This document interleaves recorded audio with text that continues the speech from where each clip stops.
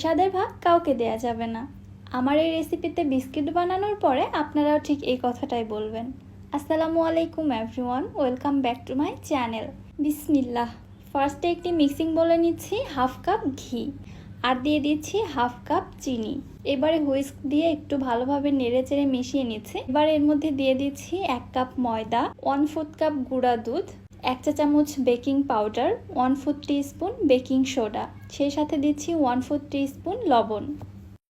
সবশেষে দিচ্ছি 1/4 টিস্পুন এলাচের গুঁড়া। হাতের সাহায্যে আবারও সবকিছু ভালোভাবে মুথে একদম একটা ডো তৈরি করে নিচ্ছি। এবারে চামচের সাহায্যে মেপে মেপে ডোটাকে আমি ভাগ করে নিচ্ছি। এরপরে হাতের মধ্যে চেপে চেপে ঠিক এরকম একটি শেপ দিয়ে নিচ্ছি। এবার একটু স্পেস রেখে রেখে প্লেটের মধ্যে বিস্কিটগুলোকে আমি পরপর সাজিয়ে নিচ্ছি। আমি এখানে একটি শাসলিকের কাঠি নিয়েছি।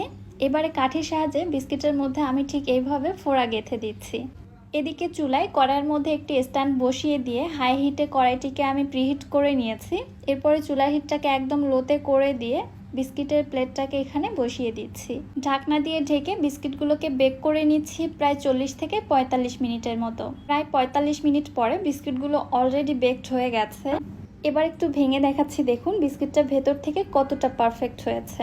মাশাআল্লাহ।